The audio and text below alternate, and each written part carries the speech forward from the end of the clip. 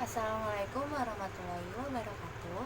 Izin memperkenalkan diri, nama saya Afdal Latifah dengan NIM 1808205 dari kelas 6C PGSD Peminatan. Dalam kesempatan kali ini saya akan menjelaskan tentang apresiasi sastra anak. Apresiasi fiksi ilmu dari novel Sang Pemimpi. Apresiasi unsur intrinsik.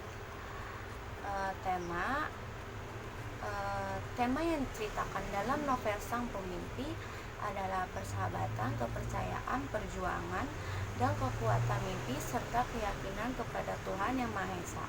Hal tersebut digambarkan dalam setiap kalimat dan penceritaan si penulis tentang kerasnya kehidupan dan kemustahilan yang dapat ditembus dengan keyakinan, perjuangan, dan mimpi yang amat besar yang dimiliki tokoh dalam cerita. Latar waktu dalam novel Sang Pemimpi digambarkan pada waktu pagi, siang, sore, dan malam. Penokohan dan perwatakan. Tokoh Ikal diceritakan memiliki watak baik hati, optimis, pantang putus asa. Tokoh Arai diceritakan memiliki watak jenius, pintar, rajin, gigih, dan pantang menyerah. Tokoh Jimbron memiliki watak gagap berbicara, polos, baik hati, dan sangat antusias kepada kuda. Alur cerita dalam novel Sang Pemimpi menggunakan alur gabungan, yaitu alur maju dan alur mundur. Gaya bahasa penulisan dalam novel Sang Pemimpi sangat bagus dengan kecerdasan kata-kata dan kelembutan bahasa puitis berpadu tanpa adanya unsur repetitif yang membosankan. Setiap katanya terdapat banyak kekayaan bahasa sekaligus makna apik yang berada setiap di balik kata-katanya. Selain itu, penyampaian cerita yang bagus sangat menyentuh, penuh inspirasi dan imajinasi. Amanat yang disampaikan dalam novel Sang Pemimpi adalah jangan takut bermimpi.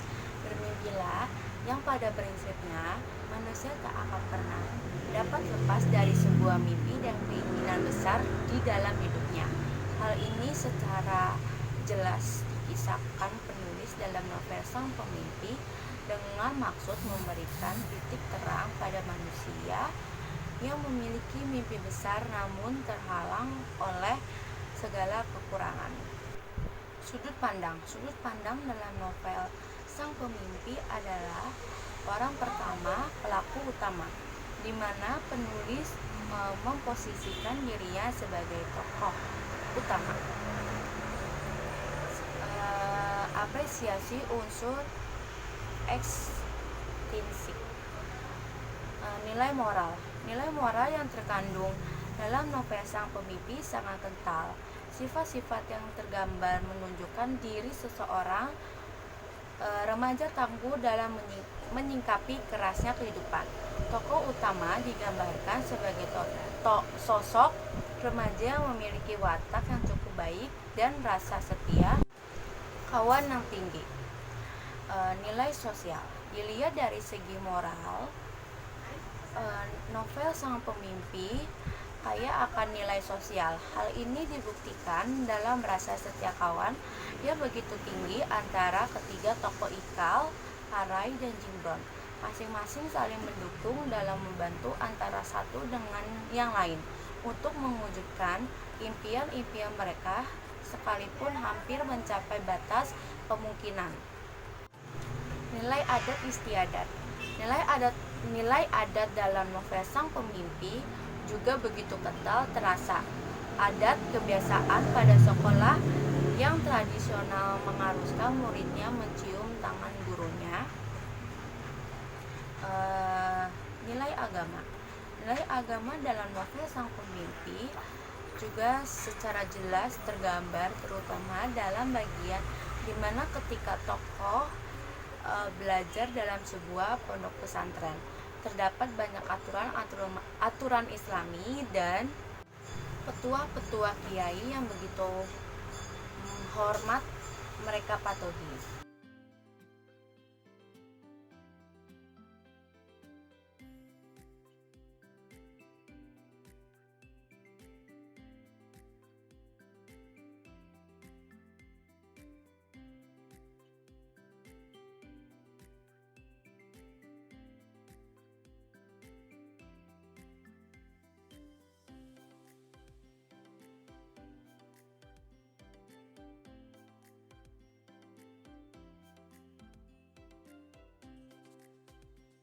Selanjutnya, apresiasi cerita fantasi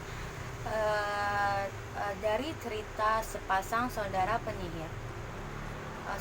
Cerita sepasang saudara penyihir bertema penyihir yang sombong.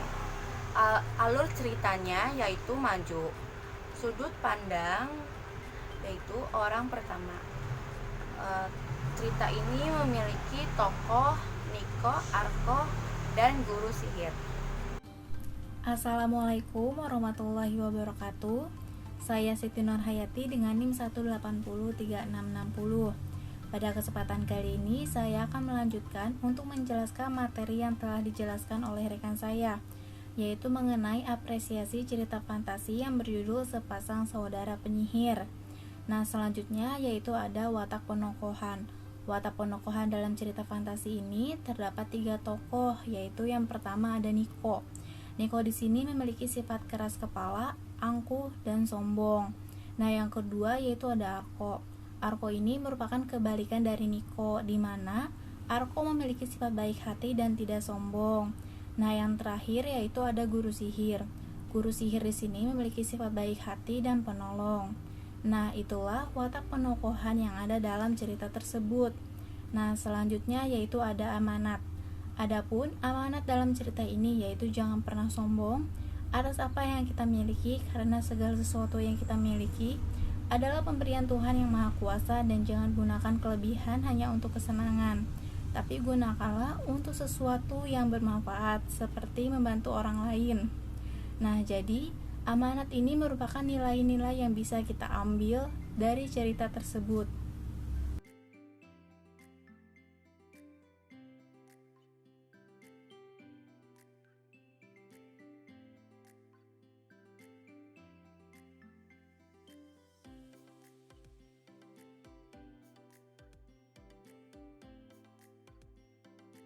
Selanjutnya yaitu ada apresiasi terhadap puisi anak dengan judul Ibuku karya Aisyah Nurromadani.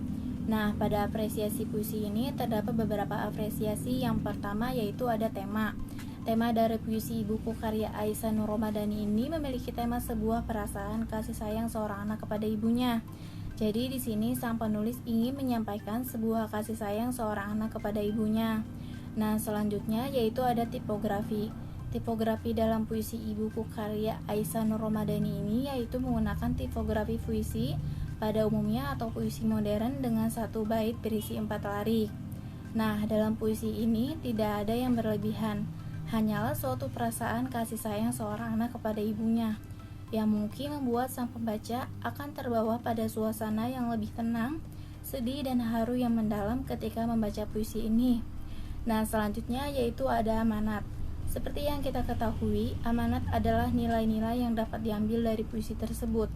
Nah, amanat pada puisi tersebut yaitu sebagai seorang anak harus berbakti kepada ibu dan harus bersyukur kepada Tuhan yang Maha Kuasa, karena telah memberikan seorang ibu yang begitu sayang kepada anaknya dengan tulus serta dengan penuh kasih sayang yang sejati. Nah, selanjutnya yaitu ada nada. Nada dalam puisi tersebut adalah membuat sang pembaca membaca dengan nada yang mellow dan penuh dengan penghayatan akan sosok yang ada dalam puisi tersebut. Nah, selanjutnya yaitu ada rasa. Ketika kita membaca judul dalam puisi tersebut, sudah jelas bahwa rasa dalam puisi tersebut adalah merasakan sedih, terharu, dan rasa terima kasih kepada seorang ibu. Nah, selanjutnya yaitu ada perasaan. Perasaan pada puisi ini di mana seorang penyair memiliki perasaannya mengungkapkan terima kasih kepada ibunya atas semua kasih sayang dan perjuangan ibunya. Nah, selanjutnya yaitu ada kata konkret. Puisi yang berjudul Ibuku ini tidak terlalu memuat kata-kata kiasan atau majas yang berlebihan. Jadi, penggunaan kata konkret dalam puisi ini sangat memiliki porsi yang banyak, sehingga dapat membantu orang yang awam akan puisi dapat mengerti dengan mudah. Nah, selanjutnya yaitu ada diksi. Diksi yang dipakai oleh penyair dalam puisi menggambarkan rasa terima kasih kepada ibu dan menunjukkan perasaan yang dalam. Nah, selanjutnya yaitu ada aku lirik. Aku lirik dalam puisi ini penyair memerankan dirinya sebagai tokoh anak yang sedang menggambarkan perjuangan ibunya saat merawatnya dari dalam kandungan, dan penyair juga mengucapkan rasa terima kasih kepada ibunya. Nah, selanjutnya yaitu ada gaya bahasa. Gaya bahasa yang digunakan dalam puisi ini menggunakan gaya bahasa yang mudah difahami. Nah, selanjutnya yaitu ada rima. Penggunaan rima pada puisi ini menggunakan rima acak atau bukan AB-AB. Nah, selanjutnya yaitu ada imaji. Pada puisi ini, penyair mengajak pembaca untuk ikut melihat bahwa begitu banyak hal-hal yang dilakukan seorang ibu untuk anaknya. Nah, cukup sekian penjelasan dari saya. Mohon maaf jika ada kesalahan dan kekurangan. Sekian dan terima kasih.